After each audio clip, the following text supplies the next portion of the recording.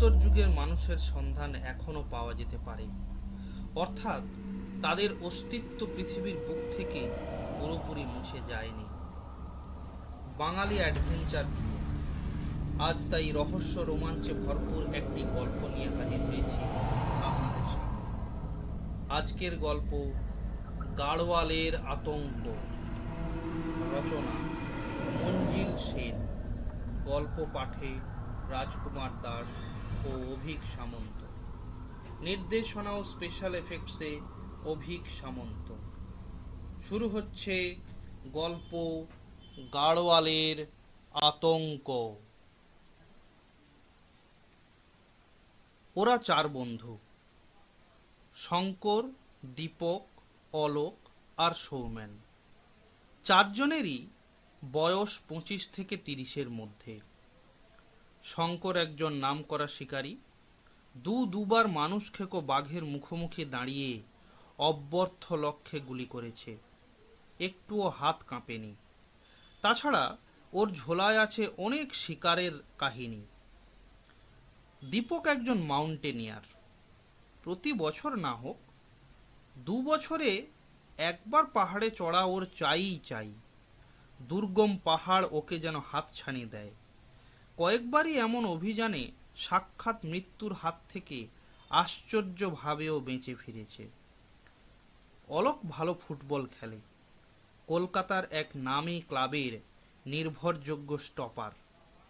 বিপক্ষ খেলোয়াড়রা ওকে যথেষ্ট সমীহ করে, কারণ ওকে পাশ কাটিয়ে বল নিয়ে এগুনো রীতিমতো কঠিন ব্যাপার।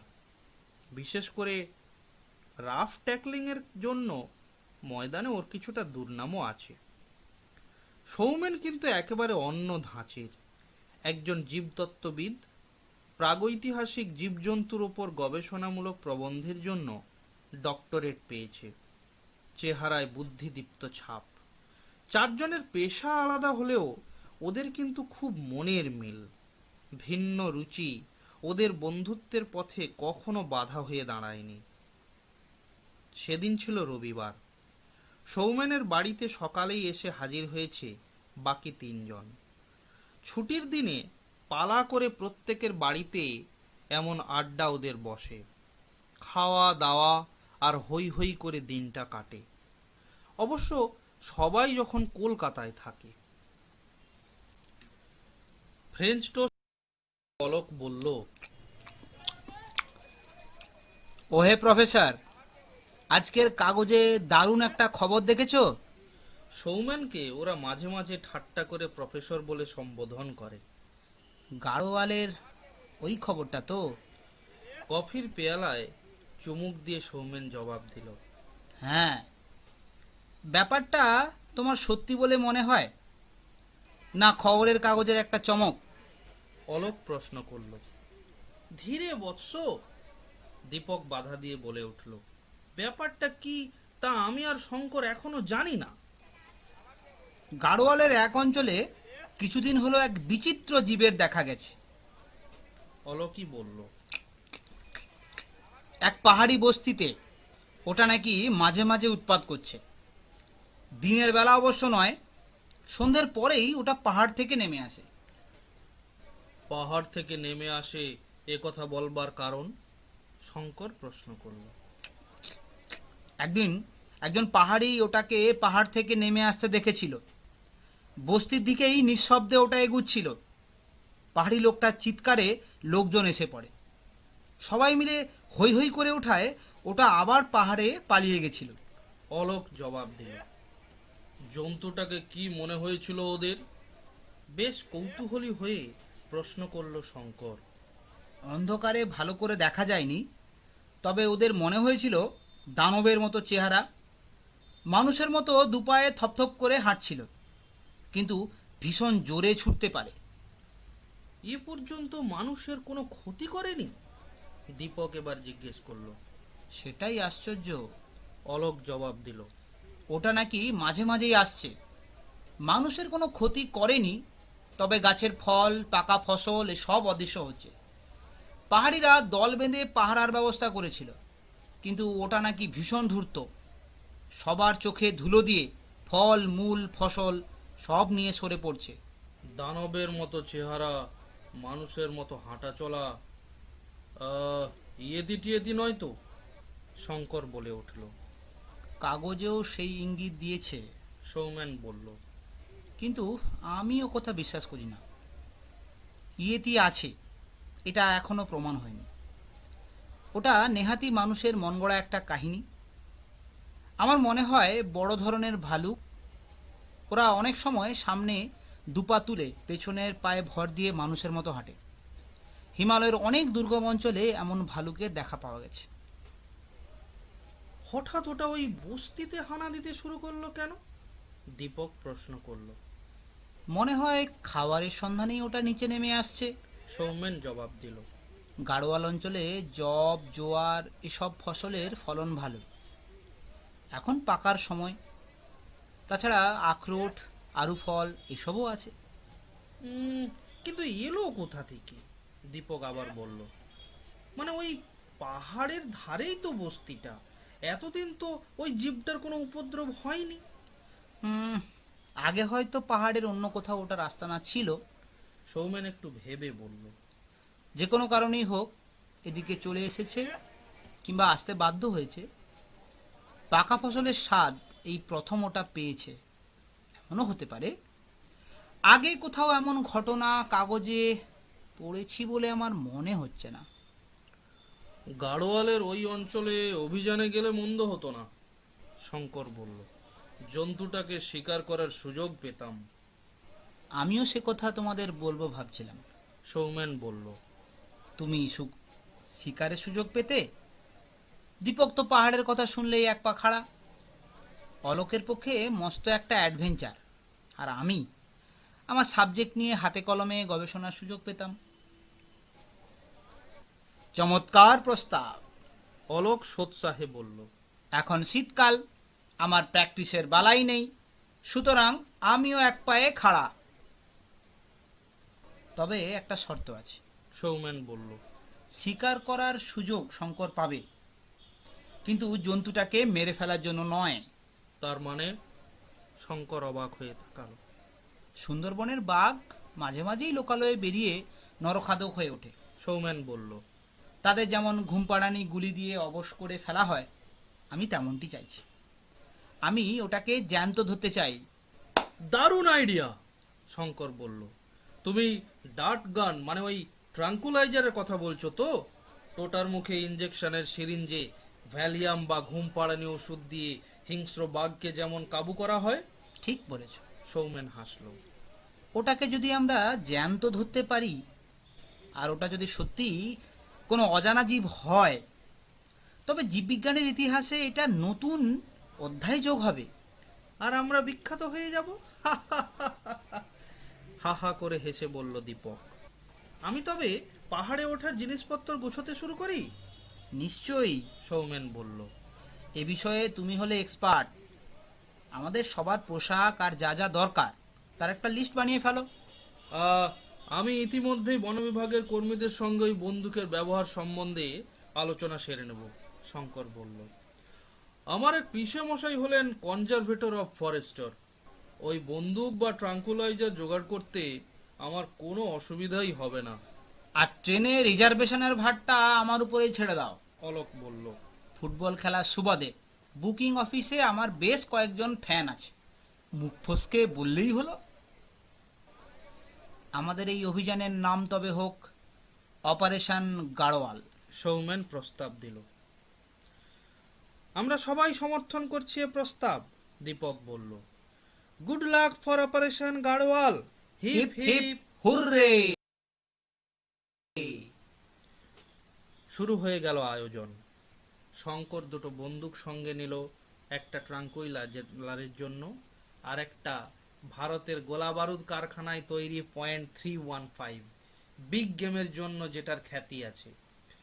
যদি অদ্ভুত জীবটা ছাড়াও হিংস্র কোনো জন্তু জানোয়ারের মুখোমুখি হতে হয়, সে কথা ভেবেই এই সাবধানতা। ওরা যখন যাত্রার আয়োজনে ব্যস্ত, এদিকে তখন আরেক ঘটনায় আতঙ্ক ছড়িয়ে পড়েছে এই অঞ্চলে। হিমালয়ের এক নির্জন পাদদেশে ওই পাহাড়ি বস্তি। এমনিতেই জায়গাটা সমুদ্রপৃষ্ঠ থেকে কয়েক হাজার ফুট উঁচুতে। তারপর শুরু হয়েছে দুর্গম জঙ্গল, চড়াই আর পাহাড়। এরই এক কোণে শান্ত নিরুপদ্রব ছিল ৩০-৪০ ঘর মানুষের জীবন। হঠাৎ ওই জীবের আবির্ভাবে সেই শান্তিতে বাধা পড়ল। সেদিন ওদের কয়েকজন পালা করে ক্ষেত পাহারা দিচ্ছিল। সূর্য অস্ত গেছে বেশ কিছুক্ষণ। একজনের হঠাৎ নজরে পড়ল একটা প্রকাণ্ড ছায়ামূর্তি জবের ক্ষেতের দিকে এগুচ্ছে।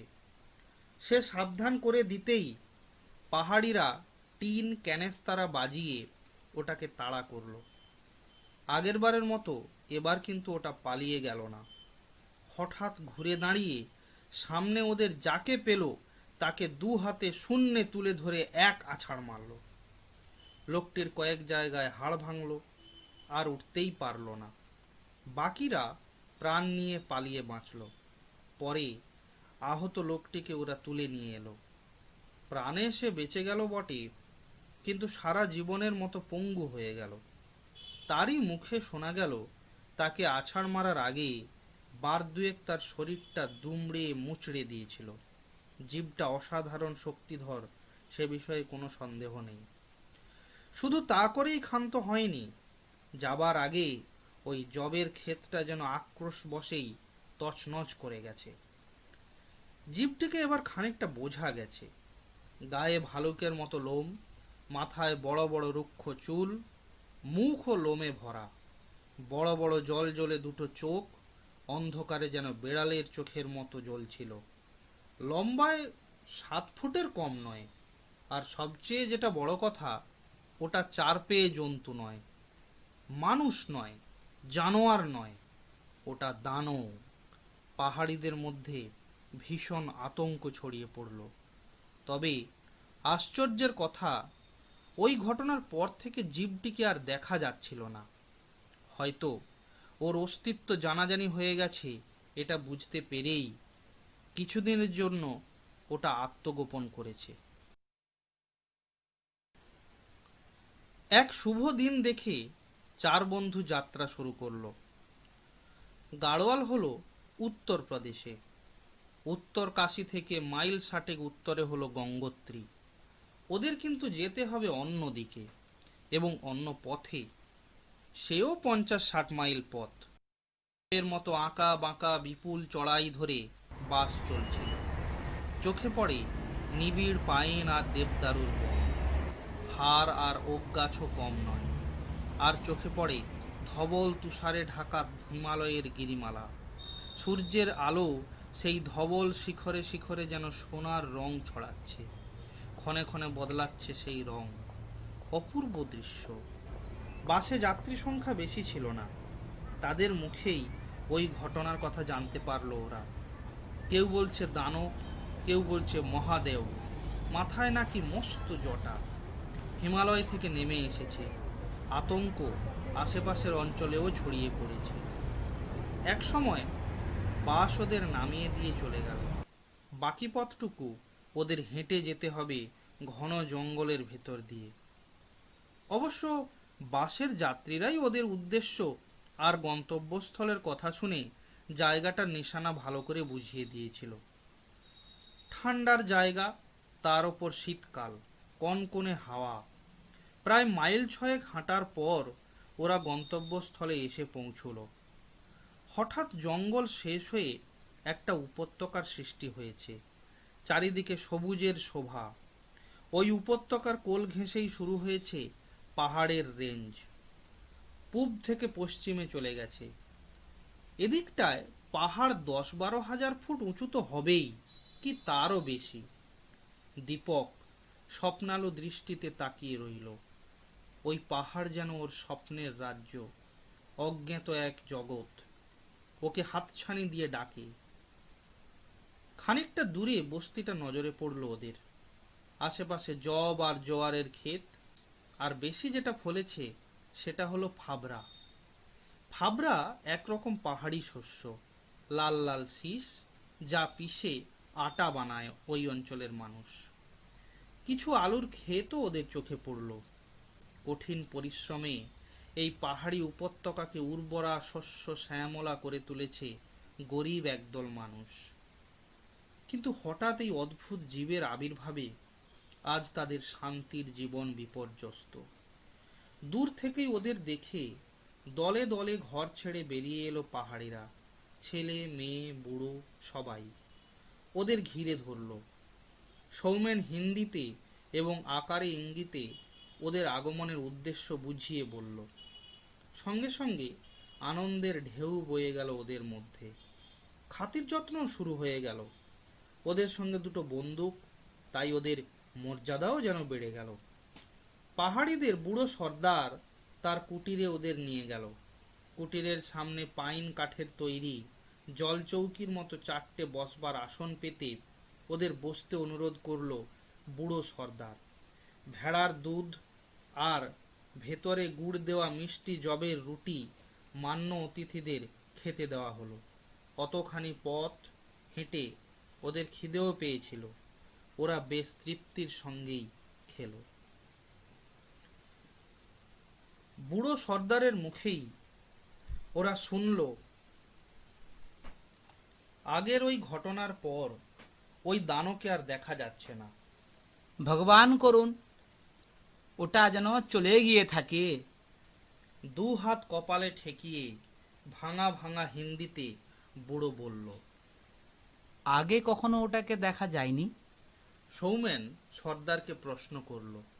না মালিক। সর্দার জবাব দিল, আমার পিতাজি দাদার মুখে এমন দানোর কথা কখনো শুনিনি। এদিকে শিগগিরই কি ভূমিকম্প হয়েছিল? হঠাৎ কি ভেবে সৌমেন জিজ্ঞেস করল। ভূমিকম্প নয়, তবে পাহাড়ে মাঝে মাঝে ধস নামে, বড়া বড়া পাথর গড়িয়ে পড়ে। বুড়ো জবাব দিল, ওটাই হয়তো জিপটার এদিকে আসার কারণ। সৌমেন বন্ধুদের বলল। বুঝলি, আগে বোধহয় আরো দুর্গম অঞ্চলে ছিল, লোকালয়ের সঙ্গে কোনো সম্পর্কই ছিল না। বড় রকম একটা ধসে এদিকেই চলে এসেছে।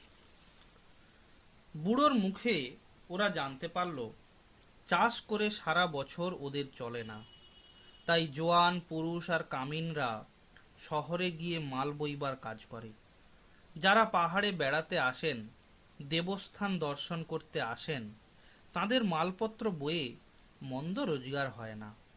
উপরে বকশিসও আছে। চাষাবাদের সময় সবাই কিন্তু ফিরে আসে, একটা শৃঙ্খলা মেনে চলে সবাই। সরল স্বাস্থ্যবান এক পাহাড়ি উপজাতি, গায়ের রং যেন ফেটে পড়ছে। এত ঠান্ডায় গায়ে সামান্যই পোশাক। এমন চোখ জুড়ানো সবুজ দৃশ্য আর এমন সুন্দর মানুষের সান্নিধ্য যেন স্বর্গের সুষমা বয়ে এনেছে। এবার শুরু হলো আসল কথা। জিপটি যখন কিছুদিন ধরে আসছে না, তখন ওরাই যাবে তার সন্ধানে। যে জায়গা দিয়ে ওটাকে পাহাড়ে ওঠানামা করতে দেখা গেছে, সে পথ ধরেই ওরা উঠবে। ঘণ্টাখানেক বিশ্রাম করেই ওরা রওনা দিল। ওদের কেউ ওদের সঙ্গী হতে রাজি হলো না, বকশিসের লোভেও না। ওই জীবটার সম্বন্ধে ওদের ঘোর আতঙ্ক। ওটা দানব। তবে ওরা পথ দেখিয়ে কিছুটা এগিয়ে দিয়ে গেল ওদের। এখন থেকে দীপক ওদের নেতা, পথপ্রদর্শক। ওদের সঙ্গে পাহাড়ে চলবার সাজ সরঞ্জাম সবই ছিল, কিন্তু তা দরকার হচ্ছে না। দিব্যি বড় বড় পাথর ডিঙিয়ে স্টিকে ভর দিয়েই চড়াই পার হচ্ছিল ওরা। অবশ্য পরিশ্রম হচ্ছিল যথেষ্ট। এটাই বোধহয় পাহাড় থেকে উপত্যকায় নামার একমাত্র সহজ পথ, সৌমেন এক সময় বলল। তাই জিপটা এই পথটাই বেছে নিয়েছিল। আহা, আমাদের উপর মাস্টারি করার সুযোগটা দীপকের হাতছাড়া হয়ে গেল। ঠাট্টা করে বলল অলোক। এত সব জিনিসপত্র বয়ে নিয়ে যাচ্ছি, কোনো কাজেই লাগলো না। রোসো রোসো, দীপক জবাব দিল। এখনো পাহাড়ের কতটুকু দেখেছো? আরো উপরে ওঠো। যত সহজ ভাবছো অত সহজ নয় পাহাড়ে চড়া। এর কথাই কিন্তু ঠিক। ঘন্টা দুয়েক ওঠার পর ওদের থামতে হলো। এখন 10 ফুটের মতো খাড়া পাহাড়ি পথ আছে। এবার পেরো, দীপক গম্ভীর মুখে অলোককে বলল। হনুমানের মতো লাফ দাও, তোমার তো বল হেড করার জন্য লাফানোর অভ্যেস আছে। হার মানছি ভাই, অলোক দুহাত জোড় করল। ফুটবলের সম্রাট পেলে পর্যন্ত লাফিয়ে অতটা পৌঁছতে পারবে না। দীপক আর কথা না বাড়িয়ে হ্যাভারস্যাক থেকে একটা নাইলনের দড়ির মই বার করলো। তারপর সেটা কোমরে জড়িয়ে পাহাড়ের খাঁজে খাঁজে পা দিয়ে অভ্যস্তের মতো উপরে উঠে গেল।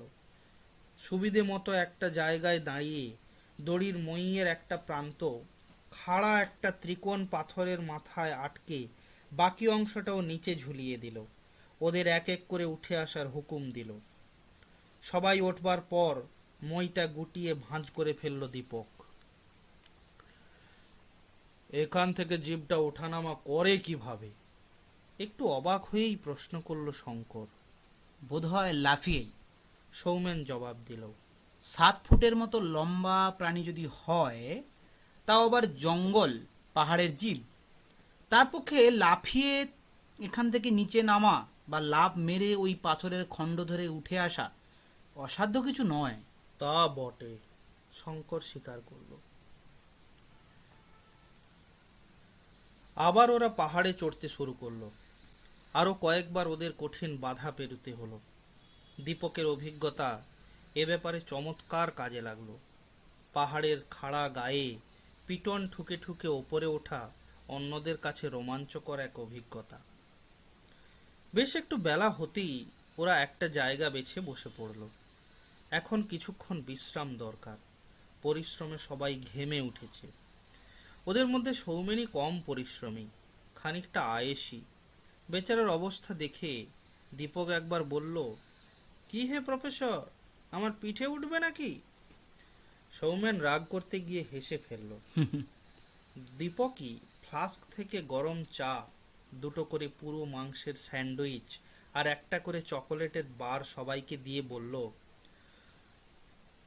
কতদিন পাহাড়ে থাকতে হবে জানা নেই, তাই খাবার রেশন করতে হচ্ছে। পেট পুরে খাবার আশা করো না, তাছাড়া পাহাড়ে চড়তে গেলে পেট কিছুটা খালি থাকাই ভালো, শরীর ঠিক থাকে। স্রেফ মরে যাব। অলোক প্রতিবাদ করে উঠল। এই সামান্য খাবারে আমার খিদে আরো বেড়ে যাবে। আবার সন্ধ্যের পর খাবে? দীপক হেসে বলল।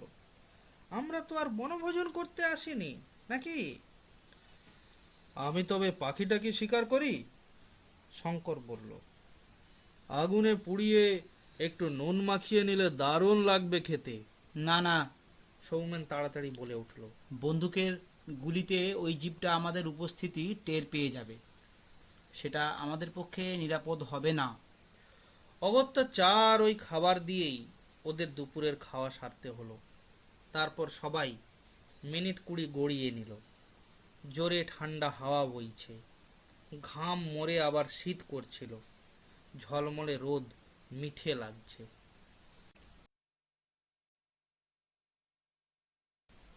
আবার শুরু হলো পাহাড়ে চড়া। এখানে ওখানে বিশাল বিশাল গাছ, কোথাও গুল্ম জাতীয় আর কাঁটা ঝোড়ের জঙ্গল, আবার কোথাও কোথাও শুধু ন্যাড়া পাহাড়, প্রকাণ্ড প্রকাণ্ড পাথরের স্তূপ, আবার কোথাও খাড়াই উঠে গেছে পাহাড়। পাহাড়ের যে কত রূপ তা ভাষায় বর্ণনা করা যায় না। এক জায়গায় পাহাড়ের গা বেয়ে ঝর্ণা নেমেছে, সেই ঝর্ণার জল সৃষ্টি করেছে একটা ক্ষীণ কায়া অথচ খরস্রোতা নদী, কুল কুল ধ্বনি তুলে বয়ে চলেছে। সেখানে একপাল হরিণ চোখে পড়ল ওদের, কস্তুরী মৃগ, আর ঝাঁকে ঝাঁকে পাখি, অনেক পাখি। একসঙ্গে এত পাখি ওরা আগে কখনো দেখেনি। শঙ্করের হাত নিষ্পিস করছিল, কিন্তু সৌমেনের চোখের দিকে তাকিয়ে ওকে নিরস্ত হতে হলো। ওই মিষ্টি ঝর্ণার জল আঁজলা ভুলে পান করলো ওরা। দীপক ওয়াটার ক্যারিয়ারে টাটকা জল ভরে নিতে ভুল করল না। সূর্যাস্তের মুখে ওরা একটা ছোট্ট মালভূমির মতো জায়গায় এসে পৌঁছালো। চারদিকে অত্যুচ্চ দেয়ালের মতো পাহাড়, মাঝখানে সমতল ভূমি। রাত কাটাবার পক্ষে একটা চমৎকার নিরাপদ আস্তানা উত্তর পশ্চিম কোণে একটা সংকীর্ণ গিরিপথ। ওরা ওখানেই তাঁবু ফেলল। রাত্রে নুডলস আর গরম কফি দিয়ে নৈশভোজ হলো। সারাদিনের পরিশ্রমে সবাই ক্লান্ত। তাঁবুতে ঢোকবার মুখটা শক্ত করে আটকে দেয়া হলো যাতে বন্য প্রাণী ঢুকতে না পারে। এয়ার ম্যাট্রেস বিছিয়ে স্লিপিং ব্যাগের ভেতরে ঢুকে পড়ল সবাই, সঙ্গে সঙ্গে ঘুমে অচেতন। মাঝরাতে ঝুরঝুর করে তুষার পড়তে শুরু করলো। ভোরবেলা ঘুম থেকে উঠে ওরা অবাক, তাঁবুর মুখে তুষার জমে আছে। বেলচা আর আইস এক্স দিয়ে তুষার সরাতে গিয়েই চমকে উঠল চার বন্ধু। তুষারের ওপর সার সার প্রকাণ্ড এক জোড়া পায়ের ছাপ। এক সার তাঁবুর দিকে এসেছে, আরেক সার ফিরে গেছে। সেই ভয়ঙ্কর জীবটা রাত্রে ওদের তাঁবুর কাছে এসেছিল। সর্বনাশ ঘটে যেতে পারত। কেন যে ওটা কিছু করেনি সেটাই আশ্চর্য। আমাদের সাবধান হওয়া উচিত ছিল, শঙ্কর বলল। এমন অজানা অচেনা পরিবেশে সারা রাত পালা করে পাহারা দেবার প্রশ্নটাই প্রথমে মনে আসা উচিত ছিল আমাদের। খুব বেঁচে গেছি, দীপক ওই পায়ের ছাপ লক্ষ্য করতে করতে বলল। দেখেছো প্রফেসর, পায়ের ছাপ ফুট খানেক, মনে হচ্ছে বিরাট এক জীব। সৌমেন ক্যামেরা বার করে সেই ছাপের কয়েকটা ছবি তুলল, তারপর ফিতে দিয়ে মেপে নোটবুকে টুকে রাখল। পায়ের ছাপ অনুসরণ করে ওরা এগিয়ে চলল। শঙ্কর ট্রাঙ্কুইলাইজার বন্দুকটা নিজে নিয়েছে, অন্যটা দিয়েছে দীপককে। সতর্কভাবে ওরা এগুচ্ছে। ছাপটা উত্তর দিকে পাঁচিলের মতো এক জায়গায় গিয়ে শেষ হয়েছে, অর্থাৎ ওখান দিয়েই ওটা লাফিয়ে এসেছে আর ফিরে গেছে। ওই সংকীর্ণ গিরিপথ দিয়ে নয়। তার একটাই মাত্র কারণ হতে পারে, তা হলো ওই সরু পথ ওটার চলাচলের পক্ষে প্রশস্ত নয়। ওই গিরিপথ দিয়ে যেতে হলে ওদের অনেকটা ঘুরতে হবে। আবার ওখানে পাহাড়ের পাঁচিলের উচ্চতাও তেমন বেশি নয়। ওরা ওখান দিয়েই পার হলো। দীপকের দু কাঁধে পা রেখে শঙ্কর প্রথমে উপরে উঠল, তারপর অলোক আর সৌমেন। সবশেষে দীপককে ওরা হাত বাড়িয়ে টেনে তুলল। পাহাড় আবার চড়াই হয়ে উপরের দিকে উঠে গেছে। ওরা সাবধানে এগুতে লাগলো।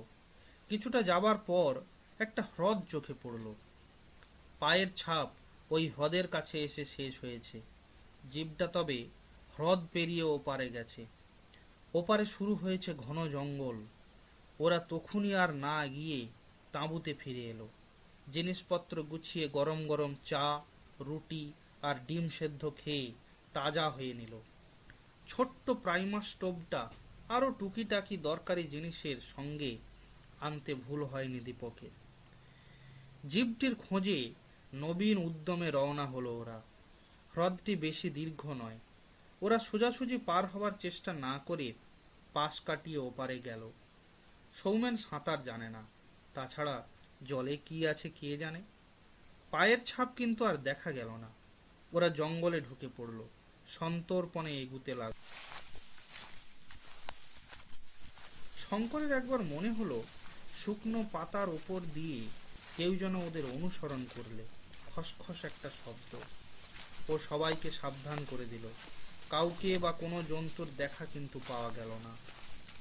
জঙ্গল খানিকটা গিয়েই আবার ফাঁকা হয়ে এসেছে। আবার শুরু হয়েছে চড়াই। ওরা একটা জায়গা বেছে তাঁবু ফেলল।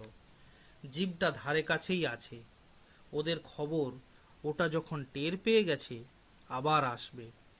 ওদের শুধু সাবধানে অপেক্ষা করার পালা। জীবটা রকম সকম বোঝা যাচ্ছে না। সেদিন শঙ্কর একটা বনমোরগ শিকার করলো। বন্দুক দিয়ে নয়, একটা ঝোপের কাছে ঘুরঘুর করছিল মোরগটা। লেঘর্ন সাইজের মোরগ, দিব্যি মোটা সোটা। আড়াল থেকে অব্যর্থ লক্ষ্যে পাথর ছুঁড়ে ওটাকে ঘায়েল করলো শঙ্কর। পালক ছাড়িয়ে পরিষ্কার করে আগুনে ঝলসাবার পর খেতে বেশ উপাদেয়ই হলো। দুপুরে খানিকটা বিশ্রাম করে ওরা চারদিকে একবার ঘুরে দেখল। ওই প্রাণীটার কোনো চিহ্নই চোখে পড়ল না, কিন্তু শঙ্করের মনে হতে লাগলো আড়াল থেকে কেউ যেন ওদের গতিবিধি লক্ষ্য করছে।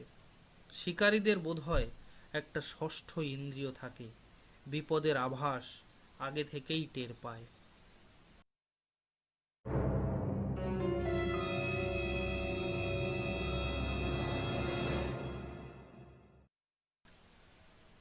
আবার সূর্য অস্ত গেল। পাহাড় থেকে সূর্যাস্তের শোভা অপরূপ। মনে হয় যেন একটা বিরাট সিঁদুরের টিপ আস্তে আস্তে শিখরের আড়ালে হারিয়ে গেল। দুপুরের খাওয়াটা একটু ভারীই হয়েছিল। বন মোরগের মাংস, পালক আর ছাল ছাড়াবার পর 2.5 কেজির কম হয়নি। রাত্রে তাই দীপক হালকা খাবারের ব্যবস্থা করলো। মাংসের স্যান্ডউইচ বাদ দিল। এক একটা স্যান্ডউইচ কিন্তু বেশ পুরু, ভেতরে মাংসের পুর ঠাসা। সাধারণ যে কোনো মানুষের পক্ষে দুটোই যথেষ্ট। আজ হলো রান্না করা টিনের সার্ডিন মাছ, আটার রুটি আর গরম গরম কফি। ঠিক হলো রাত্রে পালা করে একজন সজাগ থাকবে। 2 ঘন্টা অন্তর এই পাহারা বদলাবে।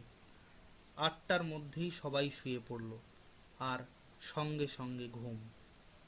প্রথম রাত্রে জেগে রইল সৌমেন। 10টা থেকে 12টা অলোকের পালা। তাঁবুর ভেতর শুকনো কাঠ জ্বালিয়ে একটা ছোটখাটো অগ্নিকুণ্ড করা হয়েছে। বেশ গরম আর আরামদায়ক। নির্বিঘ্নে কেটে গেল সময়টা। 12টা থেকে দীপক এসে বসলো আগুনের সামনে। রাত 1টার সময় ওর ঢুলুনি এসেছিল। হঠাৎ ধুপ ধুপ একটা শব্দে ও সজাগ হয়ে গেল। হাতের কাছে যে বন্দুকটা পেল নিয়েই তাঁবুর বাইরে বেরিয়ে এলো। শঙ্করের পরেই বন্দুক চালনায় কিছুটা অভ্যেস আছে ওর। বাইরে অল্প চাঁদের আলো। ওদের তাঁবুর ঠিক ডান দিকেই পাহাড়। হঠাৎ খানিকটা উঠে একটা যেন ছোট ছাদ সৃষ্টি করেছে। সেদিকে চোখ পড়তেই চমকে উঠল দীপক। একটা দীর্ঘকায় মূর্তি 2 কোমরে হাত দিয়ে দাঁড়িয়ে আছে। আধো আধো অন্ধকারে ভালো করে দেখা যায় না, তবে দীপকের মনে হলো যেন ছবিতে দেখা গরিলার মতো চেহারা। জিভটা ওকেই লক্ষ্য করছিল। তারপরই ওটা নড়ে উঠল। মস্ত এক পাথর 2 হাতে ঠেলে গড়িয়ে দিল। ওখান থেকে পাহাড় ঢালু হয়ে এসেছে। তাঁবুটা সেই ঢালুর মাঝামাঝি জায়গায়। পাথরটা গড়িয়ে গড়িয়ে তাদের দিকেই আসছে। সর্বনাশ! তাঁবুর উপর এসে পড়লে আর রক্ষে নেই। দীপক চিৎকার করে উঠল। জিভটাকে লক্ষ্য করে গুলিও ছুঁড়ল, কিন্তু ওটা ততক্ষণে অদৃশ্য হয়েছে। এক চুলের জন্য পাথরটা তাঁবু ঘেঁষে নিচে গড়িয়ে পড়ল। বাকি 3জন ততক্ষণে উঠে এসেছে। সবার মুখেই প্রশ্ন, কি ব্যাপার? দীপক উত্তেজিতভাবে ঘটনাটা খুলে বলল। শঙ্কর চিন্তিত মুখে বলল, কিচ্ছু বুঝতে পারছি না। গতকাল রাত্রিরে ইচ্ছে করলে ওটা আমাদের ক্ষতি করতে পারত, কিন্তু কিছু করেনি। আজ আমাদের মারবার চেষ্টা করলো কেন? আমার মনে হচ্ছে ওটা আমাদের এখানে আসাটা পছন্দ করছে না, দীপক সৌমেনকে বাধা দিয়ে বলল। গতকাল ভয় দেখিয়ে আমাদের তাড়াবার চেষ্টা করেছিল। বোধহয় তাঁবুর ভেতর ঢোকার ইচ্ছে ছিল, কিন্তু ঢোকবার মুখটা খুঁজে পায়নি। আজ পাথর গড়িয়ে জানিয়ে দিল আমরা সরে না পড়লে প্রাণ নিয়ে আর ফিরতে হবে না। তোমার কথাই হয়তো ঠিক। চিন্তিত মুখে বলল সৌমেন। আমাদের উপস্থিতি ওর নিরাপত্তায় বাধা পড়েছে, এমন একটা আশঙ্কা বোধহয় ওর মনে জেগেছে। আমাদের আরো সাবধান হতে হবে। একটা কথা, দীপক হঠাৎ যেন মনে পড়েছে এমনভাবে বলল, অল্প চাঁদের আলোয় ওটাকে আমি আবছা আবছা দেখেছি। আমার মনে হয়েছে একটা গরিলা। তুমি ভুল করছো। সৌমেন বলল। গরিলা থাকে গভীর জঙ্গলে, তাও আবার আফ্রিকার জঙ্গলে। তাছাড়া গরিলার চেহারা দানবের মতো হলেও মাথায় অত বড় হয় বলে আমি শুনিনি। তবে আমরা কি ইয়েতির কবলে পড়েছি? রুদ্ধশ্বাসে প্রশ্ন করল অলোক। ইয়েতি গল্পের খোরাক হতে পারে, সৌমেন গম্ভীর মুখে বলল। আজ পর্যন্ত ওই তত্ত্বের প্রমাণে কোনো তথ্য পাওয়া যায়নি। কেউ চোখেও দেখেনি। আমরাই হয়তো প্রথম দেখছি, দীপক বলল। আমি ওটাকে স্পষ্ট না দেখা পর্যন্ত কোনো মন্তব্য করতে রাজি নই। সৌমেন সাফ জানিয়ে দিল। তবে স্বীকার করছি, ওটা আমাকে ভাবিয়ে তুলছে। আরো 2টো দিন কেটে গেল, কিছু ঘটল না। ওরা দিনের বেলা যতটা সম্ভব তন্ন তন্ন করে খুঁজেছে, কিন্তু ওটার দেখা পায়নি। ওদের মনে সন্দেহ জাগলো, তবে কি ওটা শেষ পর্যন্ত মানুষের ভয়ে পালিয়ে গেল? দীপক ওকে লক্ষ্য করে একবার গুলি ছুঁড়েছিল, সেটাই কি ভয়ের কারণ হয়ে দাঁড়িয়েছে? সেদিন রাত্রে যথারীতি পালা করে পাহারা চলছে। রাত প্রায় 1টা। অলোকের এখন জাগার পালা। যাতে ঘুম না আসে তাই ও তাঁবুর মধ্যে পায়চারি করছিল। সারা শরীর উলের পোশাকে আর মাথা মাংকি ক্যাপে ঢাকা। ওকে যে বন মানুষের মতো দেখাচ্ছিল। রাত যখন 1:30, ও আগুন একটু উস্কে দিয়ে অগ্নিকুণ্ডের পাশে বসলো। 2 হাত মেলে দিল আগুনের তাপের ওপর। হঠাৎ ইন্দ্রিয়ের এক অনুভূতিতে ও ঘাড় ফেরালো, আর সঙ্গে সঙ্গে একটা হিম শিহরণ বয়ে গেল ওর সারা শরীরে। তাঁবুর পর্দাটা সরে গেছে, আর সেখানে দাঁড়িয়ে আছে বন মানুষের মতো একটা বিকট মূর্তি, কিন্তু প্রকাণ্ড। সারা গায়ে বড় বড় লোম, মুখেও লোম যেন দাঁড়ি গোঁফ। মাথার রুক্ষ চুল কাঁধ পর্যন্ত নেমেছে। ঘন ভুরুর তলায় জল জল করছে 2টো চোখ। কি ওটা? গরিলা নয়, বন মানুষও বলা যায় না। অবাক বিস্ময়ে অলোকের দিকে তাকিয়ে আছে ওটা। বোধহয় ওর ওই বিচিত্র পোশাকে ওকে নিজের জাত ভাইয়ের খুদে সংস্করণ মনে করেই অবাক হয়ে দেখছিল। অলোক ওর উপস্থিতি টের পেয়েছে, বুঝতে পেরেই ওটার ভাবান্তর ঘটল। 2 চোখে ফুটে উঠল হিংসার ঝিলিক। ঝকঝকে বড় বড় তীক্ষ্ণ দাঁত বার করে হিংস্রভাবে রোমশ বলিষ্ঠ 2 হাত প্রসারিত। ধারালো নখগুলো অলোককে ছিন্ন ভিন্ন করে ফেলার জন্য যথেষ্ট। বাঁচার আর কোনো উপায় নেই। ময়দানের দুরন্ত স্টপার হঠাৎ যেন জেগে উঠল। খেলার মাঠে প্রবল প্রতিপক্ষের চাপে অবস্থা বিশেষে যেমন মুহূর্তের মধ্যে সিদ্ধান্ত নিতে হয়, তেমন ভাবেই সিদ্ধান্ত নিল অলোক। একটা জ্বলন্ত গাছের ডাল তুলে লাফিয়ে উঠল, বাড়িয়ে ধরল প্রাণীটার দিকে। আশ্চর্য! একটা আতঙ্কের ছাপ ফুটে উঠল সেই ভয়াবহ দানবের মুখে। গোঙানির মতো একটা আওয়াজ করে 2 পা পেছিয়ে গেল ওটা। সাহসে ভর করে অলোক এগিয়ে গেল। ডান হাতটা বাড়িয়েই আছে। আগুন বোধহয় কখনো দেখেনি প্রাণীটা। সন্দেহ নেই, ভয় পেয়েছে। হুড়মুড় করে পেছন ফিরে তাঁবু থেকে ছুটে বেরিয়ে গেল।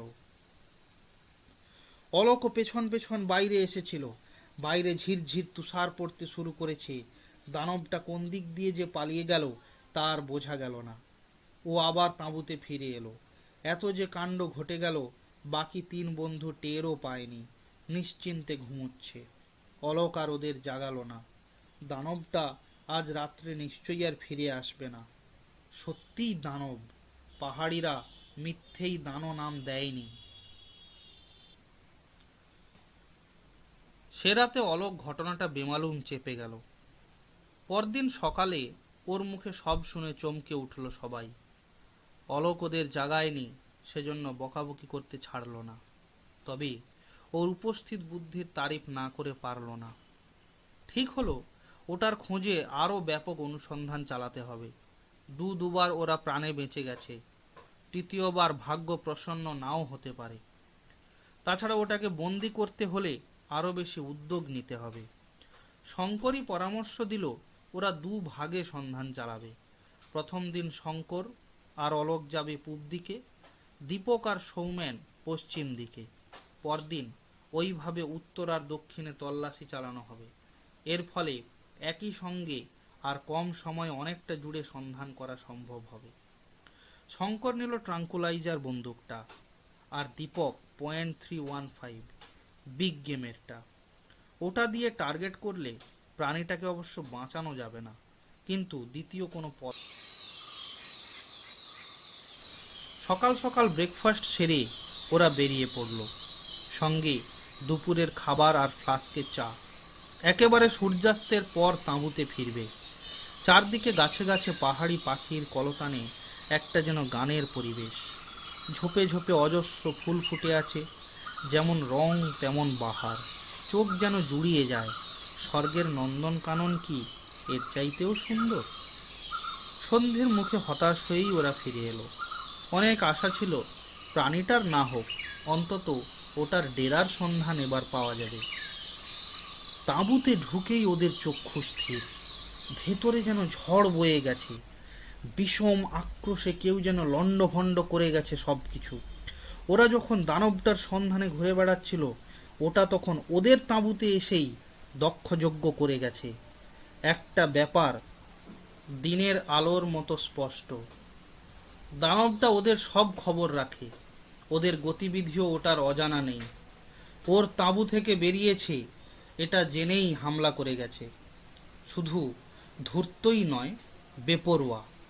সেদিন রাত্রে ওরা আরো সতর্ক হলো। পরদিন সকালে আবার অভিযান। আজ উত্তর আর দক্ষিণ দিক প্রদক্ষিণ। শঙ্কর আর অলোক যাবে উত্তরে, দীপক আর সৌমেন দক্ষিণে। দুপুরের দিকে ক্লান্ত হয়ে দীপক আর সৌমেন কিছুক্ষণ বিশ্রামের জন্য বসে পড়ল।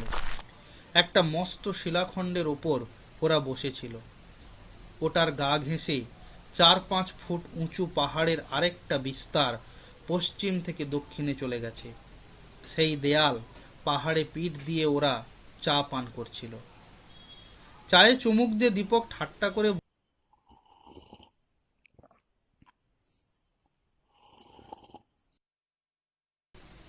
এখন যদি ওই দানবটা আমাদের সামনে এসে। ওর মুখের কথা আর শেষ হলো না। বিস্ফারিত চোখে ও দেখলো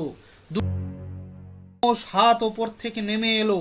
চোখের পলক ফেলতে না ফেলতেই হাত দুটো সৌমেনকে অনেকটা যেন লুফে নিয়ে অদৃশ্য হলো। এক মুহূর্ত অসাড় হয়ে গিয়েছিল দীপক। তারপরেই এক লাফে ওই ঢিবির মতো উঁচু জায়গায় উঠে পড়ল। ওর চোখে পড়ল দানবটা সৌমেনকে কাঁধে ফেলে তীর বেগে ছুটছে।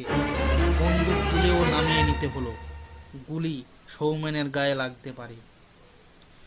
পাহাড়ের একটা বাঁকে অদৃশ্য হয়ে গেল দানবটা। দীপক অনেকবার পাহাড়ে চড়েছে, মৃত্যুর সাথে কয়েকবারই পাঞ্জা কষেছে।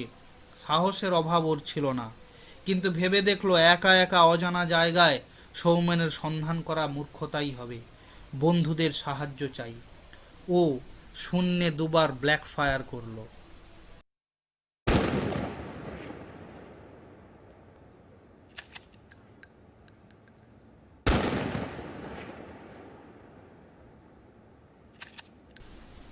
গুলির শব্দে শঙ্কর আর অলোক ছুটে আসবে এ বিশ্বাস ওর ছিল। ঘটলও তাই। আধ ঘন্টা 40 মিনিট পরে হাঁপাতে হাঁপাতে ওখানে এসে পড়ল ওরা দুজন। দীপকের মুখে ঘটনা শুনে তক্ষুনি ওরা দানবটার পেছনে যাবার জন্য ব্যাকুল হয়ে পড়ল। দীপকই পথ দেখিয়ে নিয়ে চলল। এখন মনে হচ্ছে এই দক্ষিণ দিকেই দানবটার ডেরা। যে বাঁকে ওটা অদৃশ্য হয়েছে তারপরেই আবার একটা উপত্যকা।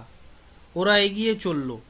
উপত্যকাটা পেরিয়েই সামনে পাহাড় দুর্গম। এদিকে অন্ধকার নেমে আসছে। ওরা ঠিক করলো তাঁবুতে আর ফিরে যাবে না। রাতটা ওখানেই একটা বড় গাছের তলায় কাটাবে। ভোর হতে না হতেই পরদিন আবার বেরিয়ে পড়বে। সৌমেন কি বেঁচে আছে, না দানবটা ওকে মেরে ফেলেছে, এই চিন্তা কাঁটার মতো বিঁধতে লাগলো ওদের বুকে। রাতটা আগুন জ্বালিয়ে ওরা কাটালো। কারো চোখে ঘুম নেই। একটা কথা কিন্তু ওদের তিনজনেরই বারবার মনে হচ্ছিল, যেন কোনো বন্য প্রাণী ওই আগুনের আশেপাশে ঘোরাঘুরি করছে, ওদের ওপর নজর রাখছে। বেরিয়ে পড়ল। গতকাল পড়ন্ত বেলায় খাড়া পাহাড় ওদের বাধা হয়ে দাঁড়িয়েছিল। আজ দিনের আলোয় ওরা লক্ষ্য করলো ওখানে এক জায়গায় একটা গিরিপথ আছে। গিরিপথটা কিন্তু অন্ধকার। টর্চ জ্বালিয়ে ওদের এগুতে হচ্ছিল। বেশ কিছুটা যাবার পর একটা উন্মুক্ত প্রান্তরে ওরা এসে পড়ল। কিছু দূরে পাহাড়ের গায়ে একটা গুহা, বেশ বড় গুহা। এদিকটায় তো আমরা আসিনি, অলোক বলল। ওই গুহাটা আগেও তো দেখিনি। ওই গুহায় হিংস্র প্রাণী থাকা অসম্ভব নয়। অলোক আবার বলল, দেখছো তো? ওর মুখের কথা মুখেই রয়ে গেল। একটা অস্ফুট উক্তি বেরিয়ে এলো ওর মুখ থেকে। শঙ্কর আর দীপকও মুখ হয়ে গিয়েছিল। গুহার মুখ থেকে মাথা হেঁট করে বেরিয়ে এলো সেই দানবটা। এটাই তবে ওটার ডেরা। নিশ্চয়ই সৌমেন ওখানে আছে। তারপরে দ্বিতীয়বার চমকালো ওরা। আর একটা দানব না, দানবী বেরিয়ে এসেছে গুহা থেকে, বলে একটা বাচ্চা। দানবটার মতোই লোমস চেহারা, শুধু মুখে কোনো লোম নেই, চেহারাও অত বড় নয়, মাথার ঘন চুল হাঁটু ছাড়িয়েছে। বাচ্চাটাকে পরম যত্নে মুখে আঁকড়ে ধরে আছে এক আদিম জননী আত্মার সন্তান। মাটিতে নামিয়ে দিতেই ওটা উঠে দাঁড়াবার চেষ্টা করলো, টলমল করে একটু হেঁটেই পড়ে গেল মাটিতে। হেসে উঠল দানব আর দানবী। ওরা তিন বন্ধু যেন চোখের পলক ফেলতে পারছে না। হঠাৎ দানবটা ওদের দিকে মুখ করে ঘুরে দাঁড়ালো, দেখতে পেল ওদের। একটা হুংকার ছেড়ে দানবটা মাটি থেকে লগুড়ের মতো কি একটা কুড়িয়ে নিল, তারপর বিদ্যুৎ বেগে তেড়ে এলো ওদের দিকে। শঙ্কর ট্রাঙ্কুলাইজার ছুটবার আগেই দীপক একটা কাণ্ড করে বসলো, অন্য বন্দুকটা ট্রিগারে চাপ দিল।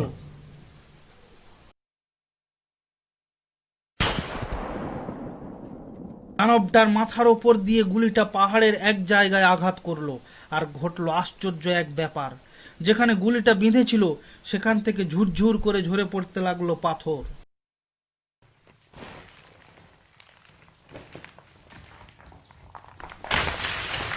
আর বন্দুকের শব্দ পাহাড়ের এ গা থেকে ও গায়ে প্রতিধ্বনিত হয়ে তুলল বিচিত্র এক শব্দ তরঙ্গ।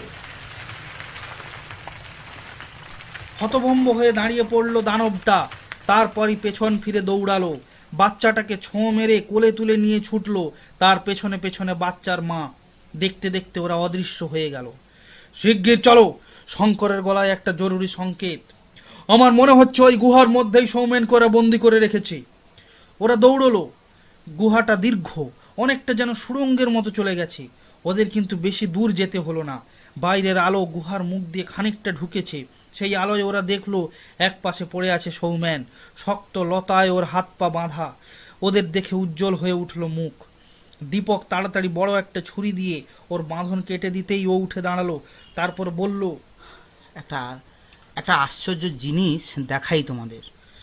পাথুরে দেওয়ালের গায়ে ওদের দৃষ্টি আকর্ষণ করলো। অবাক বিস্ময়ে ওরা দেখলো সেখানে খোদাই করা রয়েছে গাছপালা, পাখি ও বিচিত্র জীবজন্তুর ছবি। গুহা চিত্র! দীপক চেঁচিয়ে উঠল। হ্যাঁ, সৌমেন জবাব দিল, ওই পুরুষ জীবটার কীর্তি। আঙুল দিয়ে ওই ছবি আর নিজেকে দেখাচ্ছিল, বোঝাতে চাইছিল সে একজন শিল্পী। ওই গুহায় ওদের আস্তানা। অলোক বলল। হ্যাঁ, সৌমেন বলল, বউ আর বাচ্চা নিয়ে এই গুহায় বাসা বেঁধেছে জীবটা। হয়তো আগে অন্য কোথাও ছিল, সেখানে প্রাকৃতিক দুর্যোগের জন্য এখানে চলে আসতে বাধ্য হয়েছে। এ তোমার অনুমান? শঙ্কর বলল। না, সৌমেন জবাব দিল, এখনো ওরা এখানে ভালো করে গুছিয়ে বসতে পারেনি। অনেকদিন এক জায়গায় থাকলে যে কোনো জীবজন্তু, এমনকি পাখিও টুকিটাকি দরকারি জিনিস সঞ্চয় করে। এই গুহায় প্রায় কিছুই নেই বললেই হয়। তাই খাবারের খোঁজে ওই বস্তিতে হানা দিচ্ছিল? দীপক বলল। হ্যাঁ, সৌমেন ঘাড় দোলালো। ফল মূল এই হলো ওদের খাবার। সেই খোঁজেই বোধহয় নিচে নেমেছিল। পাকা ফসল হয়তো কখনো দেখেনি বা খায়ওনি, ভালো লেগেছিল। মনে কোনো দুরভিসন্ধি ছিল বলে আমার মনে হয় না। আমরা এখানে ওর খোঁজে আসায় ওর ধারণা হয়েছে আমাদের মতলব খারাপ। বিশেষ করে বাচ্চাটার কথা ভেবেই মনে হয় ওর দুশ্চিন্তা হয়েছিল। আমাকে এখানে ধরে আনার পর বাচ্চাটাকে আর আমাকে দেখিয়ে ওর সঙ্গিনীর সঙ্গে ওদের ভাষায় কী সব বলাবলি করছিল। তোমার সঙ্গে খারাপ ব্যবহার করেনি তো? অলোক প্রশ্ন করল। না, সেটাই আশ্চর্য। সৌমেন বলল। ওর সঙ্গিনী আমার সারা শরীর টিপে টিপে দেখছিল, যেন ভীষণ অবাক হয়েছিল আর হেসে লুটিয়ে পড়ছিল। কাল রাত্রে কিছু খেতে দিয়েছিল? শঙ্কর জিজ্ঞেস করল। হ্যাঁ, কয়েকটা বুনো ফল দিয়েছিল, তবে আমি অবশ্য খাইনি। কিন্তু আমার মনে হয় পশু পাখি শিকার করার মতো অস্ত্র নেই বলেই ওরা ফলমূল খেয়ে থাকে। অলোক বলল। ওই কোনায় একটা হরিণের ছাল আর কিছু হাড়গোড় পড়ে আছে দেখছি, নিশ্চয়ই কাঁচা মাংস খেয়েছে। পাশেই দেখ, একটা পাথর পড়ে আছে, ঘষে ঘষে ওটাকে ছুচলো করা হয়েছে। ছুরির ফলার মতো ব্যবহার করা হয়। এরা কি তবে আদিম যুগের মানুষ? হঠাৎ দীপক বলে উঠল। প্রাকৃতিক বিবর্তন উপেক্ষা করে আশ্চর্যভাবে বংশ রক্ষা করে চলেছে লোকচক্ষুর আড়ালে, দুর্গম পাহাড়ের কোলে। কি প্রফেসর, জবাব দাও। অলোক বলল। তার আগে এখান থেকে বেরোনো দরকার, শঙ্কর বলল। ওরা যে কোনো মুহূর্তে ফিরে আসতে পারে, সেটা আমাদের পক্ষে সুখের হবে না। ওর যুক্তি সারবত্তা স্বীকার করে সবাই বেরিয়ে এলো। বাইরে কিন্তু ওদের দেখা গেল না, নিশ্চয়ই কোথাও লুকিয়ে পড়েছে। ওদের যদি সভ্য জগতের সামনে হাজির করতে পারি, তবে সারা পৃথিবীতে হইচই পড়ে যাবে, স্বপ্নালু কণ্ঠে বলল সৌমেন।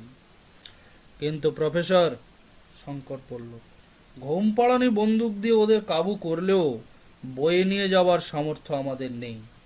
একটা মিলিটারি হেভি ট্রাক আর 1 ডজন জওয়ান দরকার হবে। অন্তত বাচ্চাটাকে যদি নিয়ে যেতে পারি। সৌমেন ইতস্তত করে বলল। মায়ের কোল থেকে।